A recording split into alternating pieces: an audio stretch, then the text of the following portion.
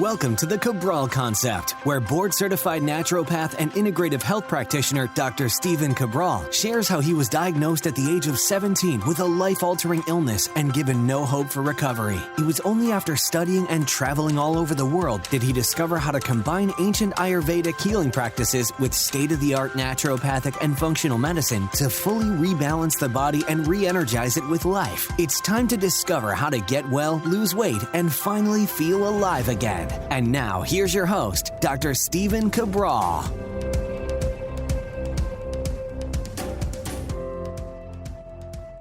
Welcome back, everyone. We're here today on our Wellness and Weight Loss Wednesday, talking about cold exposure and its link to fat burning. I find this type of research to be really powerful. I think it's one more tool we could all use in order to not only, again, this is not just about weight loss or body transformation, but it's also transforming our health. Because as what we're going to talk about here today as the topic is actually transforming, believe it or not, the type of fat tissue you are holding in your body. So we're holding this inflammatory, estrogen-producing, cortisol-producing, toxic-producing, negative fat, which is called adipose tissue. So you may hear me say that today, with a healthier version that can actually decrease cardiovascular risk and potentially vascular issues like blood pressure in the future. So pretty amazing, absolutely amazing research on this. And so I simply want to get into today's topic, which is how cold exposure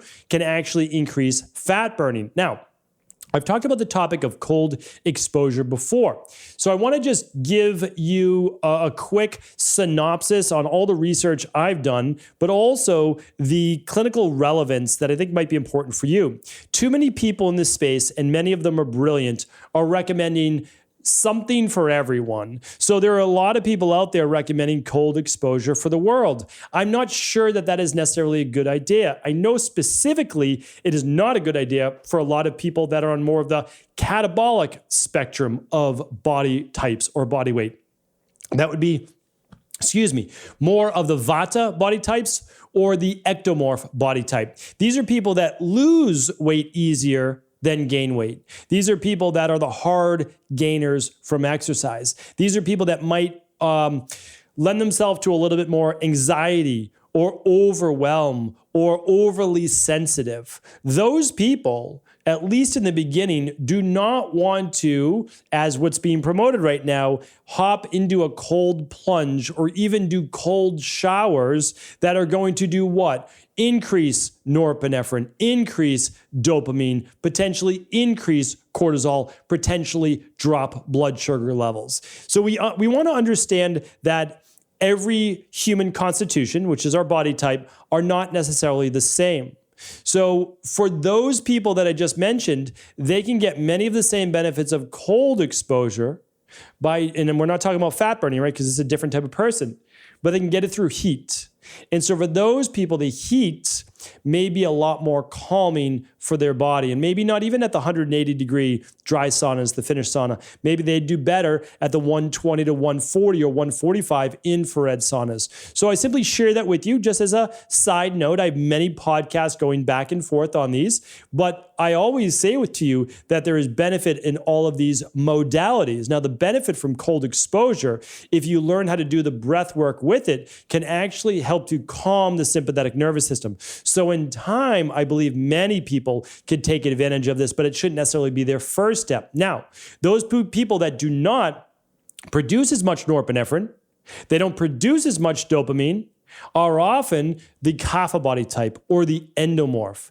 They tend to be a lower on the stimulating sympathetic nervous system. They tend to gain more weight rather than lose weight. They're more anabolic. So again, when you start to understand the different constitutions of the body, then you begin to say, oh, well, it's not everything. It's not all for one. It's, oh, this individual has this imbalance, meaning that if they use these lifestyle modalities, the whole de-stress protocol, right? Diet, exercise, stress reduction, toxin removal, rest, emotional balance, scientifically proven supplements, and success mindset. If they use that for their constitution, well, they'll begin to get back in balance. So I'm here today to share this for people that are not at their ideal body weight. And I'm not talking about going from like 14% to 12% or 10%, right? I'm talking about your BMI is let's say, at least 25 plus, but probably 29 plus, that you maybe need to lose 30 to 50 pounds is what you're looking for or more. Well, this cold exposure can be highly beneficial. And I'm going to share with you 3 different ways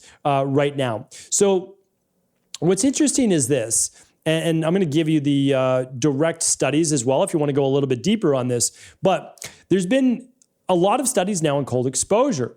And the most interesting part for me in terms of like a healthy way to lose weight is that cold exposure has the potential to change, right? It has the potential to actually change your adipose tissue type. So when we look at this, I'm going to give you direct quotes. There's several studies showing that there's potential health benefits of brown fat, one of several types of adipose tissue that include white, brown, or beige adipose tissue, and the excess fat and calories stored as white adipose tissues, where brown and beige adipose tissue are more thermogenic. Let me translate that into more human speak, is that you want less white adipose tissue, okay? You're gonna store a whole lot of toxins in it, okay? It's going to produce more estrogen, more cortisol, potentially more inflammation. The more brown fat, and we can call it beige, but really the more we move towards brown fat, it's the more thermogenic. We're actually going to burn more calories. And in recent studies, it actually showed that those individuals with a higher percentage of brown fat had a much lower risk, so clinically significant factors for less risk of cardiovascular-based issues, even if they were overweight. So why is that remarkable? Because 2 people that are both, let's say, 50 pounds over their ideal, you would say, well, both would be at greater risk for cardiovascular issues, which again, you would be correct most of the time. However, those people with more brown fat, more brown adipose tissue, would actually be at lower risk than their counterparts, right? Those people that are 50 pounds overweight, but have more white adipose tissue for having cardiovascular disease. And cold exposure, it said in this study, is the best known way for increasing brown fat. It's interesting because cold exposure now, I would say, is one of 2. That's why you have to take every study you read with just a little grain of salt. Because it depends on what it's promoting. So this is promoting cold exposure. I like to stay unbiased. So cold exposure is a great way, probably one of 2 best ways for converting white adipose tissue to brown fat, right? So increasing brown fat. The other way is with, and we know this because we know that it helps burn visceral body fat as well, is high intensity interval training, right? So this is sprint interval training. This is vigorous short burst exercise. So I do want to add that. Again, that's not today's podcast, but that is clinically significant as well. All right. And I'm actually going to get to that in point 3 in just a moment. So the second one I want to share with you is one more point as to why cold exposure works. Because again, we didn't always know why cold exposure was helping people to burn body fat when everything else remained the same. Well, what they looked at was that they had volunteers actually wear a cold vest. So this is a vest that has circulating water in it that goes around their stomach as well, where the body fat was being held. And they had that water circulating for 2.5 hours. The water temperature was 57 degrees to 62 degrees. That may not seem cold, but trust me, as someone who swims in the ocean in the summer in Maine, when it's at the high 50s, low 60s, it's cold. It's real cold.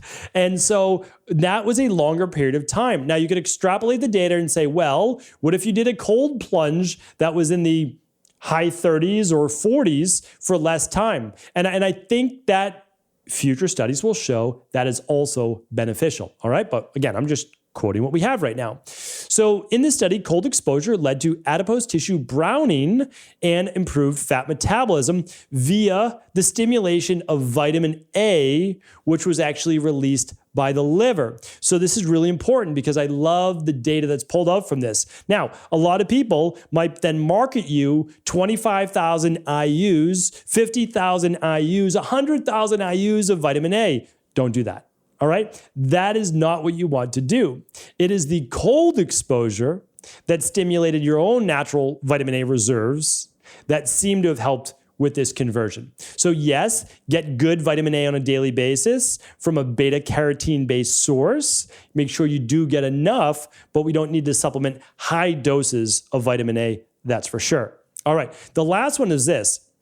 So I love this study as well because it showed that high intensity interval training, which does work, we know, when combined with cold temperature exposure, worked even better. So if you are doing your, let's just say bike interval sprints, or you're doing a body weight high intensity interval training, whatever it might be, and you are in a cold environment, let's say like you were working out outdoors during the winter, that would actually improve your body's fat metabolism and help to create more brown fat. Again, this is now clinically proven.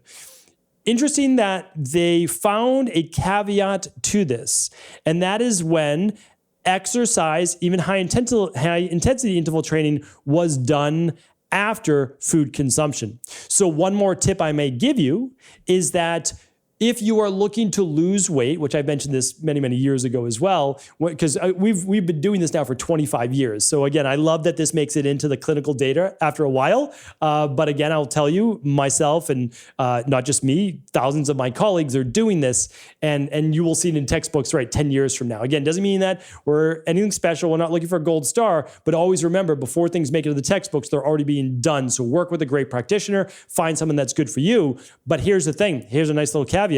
If you eat before your workout, within a couple hours, it negates the ability to transform, let's say, white adipose tissue to brown fat. So just wanted to share that with you. I think that's a good takeaway. I do believe that if you're looking to lose weight, that you do want to not have a meal in your body for 2 to 3 hours before that. That's typically what we recommend for our weight loss clients. There's always caveats to that, but that is that. So just wanted to share with you, there's a few different ways to go about this cold exposure.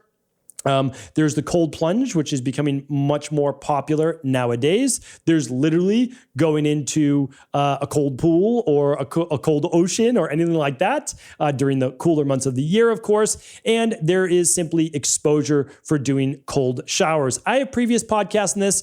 I don't want to go into how to get your cold exposure today, but if you're interested, if this interests you as adding one more weight loss, fat burning, metabolic based tool, I will link up those previous shows at StephenCabral.com/2301. StephenCabral.com/2301. Hopefully the show was helpful. If it was, please do feel free to share it with anyone else you believe it could serve. Take care, everyone.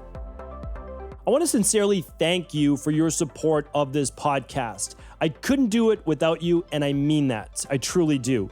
I also want to make sure you knew that we now have multiple ways for you to find your answers to the most difficult health, wellness, weight loss, and anti-aging questions. You can find podcast-specific topics like thyroid, adrenal, hormones, sleep, digestion, Ayurveda, and many more at StephenCabral.com/podcasts that will then link you to your favorite Apple, Spotify, and other podcast players. Plus, all new podcasts and weekly exclusive video content is being added to our YouTube channel at youtube.com/Stephen Cabral. And that's Stephen with a PH. Head on over and subscribe so that you don't miss any of the exclusive content. Lastly, if you've ever found any of my podcasts or books to be helpful, I would really appreciate it if you could leave a review on iTunes or your favorite media player for the podcast. Rating and subscribing to the YouTube and podcast allow me to reach more and more people and help spread my mission of healing throughout the world. Thank you again for being a part of this movement.